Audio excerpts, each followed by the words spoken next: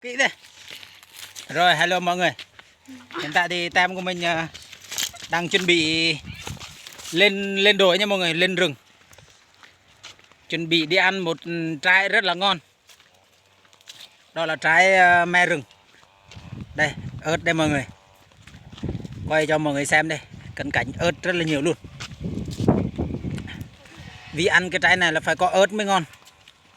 Đó, ớt rất là nhiều luôn mọi người. Kính mời mọi người theo dõi hết video của mình nhé. Chào mọi người đi Nhi. Chào mọi người.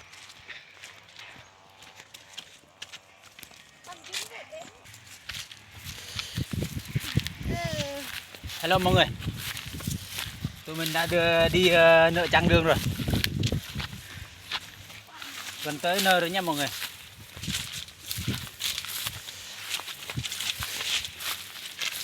Ớt đỏ rực luôn. Với là gừng bản.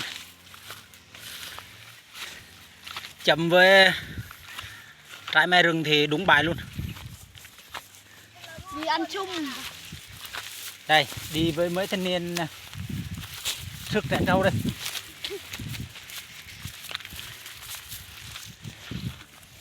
Có thuốc là chết.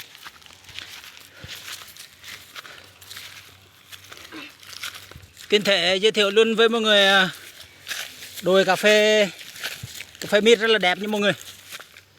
Đó. Đó, hai anh thanh niên đang cầm chén ớt rất là táo bạo luôn mọi người ơi.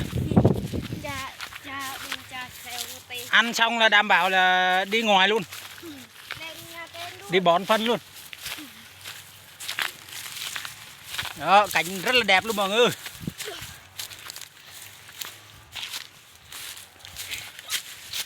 Tem của mình chỉ vậy thôi. Toàn giỏi ăn ớt với đi tầm bậy thôi. Bậy tầm bạ thôi. Này đứng này. Rồi tay đi ta. Không.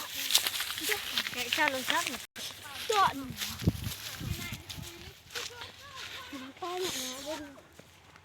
Hello mọi người nha, mình gần đến cây mà trái mình muốn ăn rồi mọi người.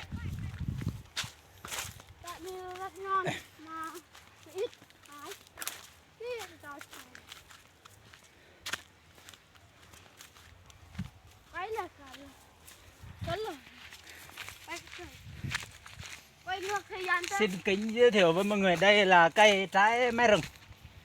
Rất là ngon luôn mọi người. Đây. Đó, quay cho mọi người xem được cận cảnh này. Đây. Trái me rừng đây mọi người. Đó. Ăn rất là ngon luôn.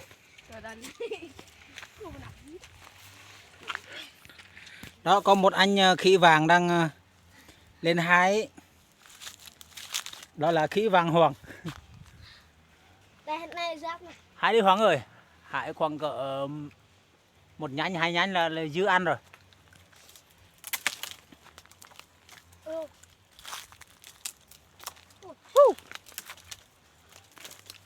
Và mình đã có được một chùm me rừng rất là trái nhiều và ngon. Trái khủng.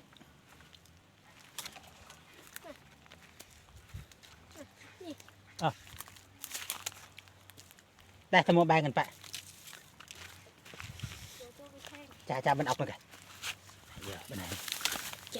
Rồi mời mọi người cùng ăn với tay mình nha. Con hả?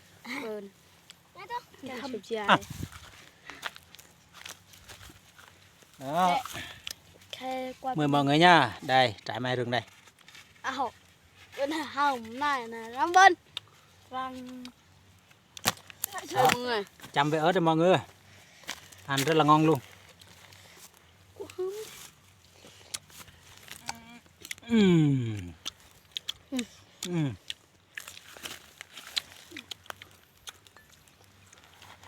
Ngon không đại ca? Ngon. Rất ngon phải không? Dạ.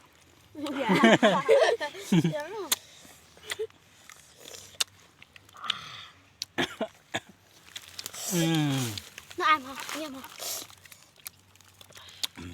Cho ông ăn đi. Lăn lội hơn 30 phút đi bộ để được ăn cái món này mọi người. Sạc mai cái ông cao hơn quá.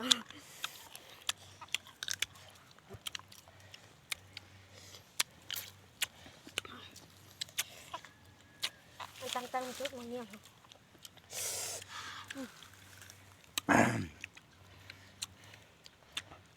Trại này đúng là ăn khổ trước xương sầu mọi người ạ. Lúc ăn thì nó chát chát, lúc nuốt thì nó ngọt ngọt, lúc mà đi thì địt rất là hôi.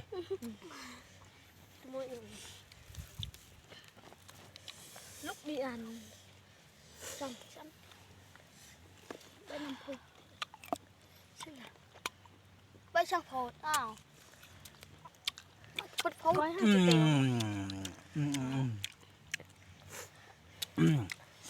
Rất là ngon mọi người. Đây là cây nha mọi người. Trại rất là khủng luôn. Đây có chồng đi.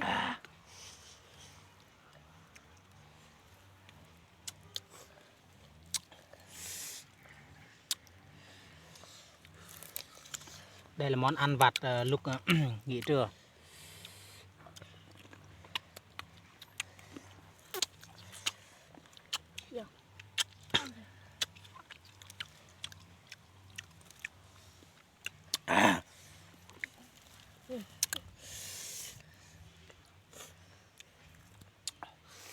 Ai à, sau hơn 10 phút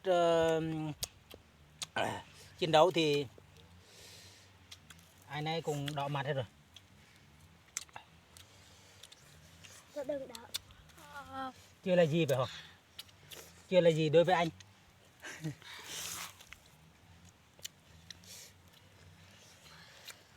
Cha cái này nhỏ dần phút à.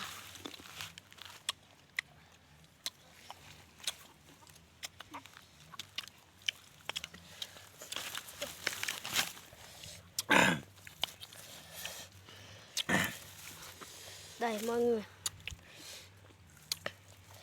Trời nắng mà chơi món này rất là hợp rồi. Nhìn anh này ăn thì biết nó ngon cỡ nào rồi. Anh này thì sao? Ngon không anh Hoàng? Còn nó đau bụng rồi. Còn anh kia tìm chỗ để ngồi rồi. Anh kia.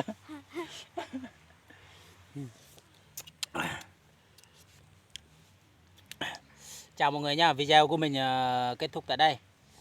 Cảm ơn mọi người đã theo dõi video của mình.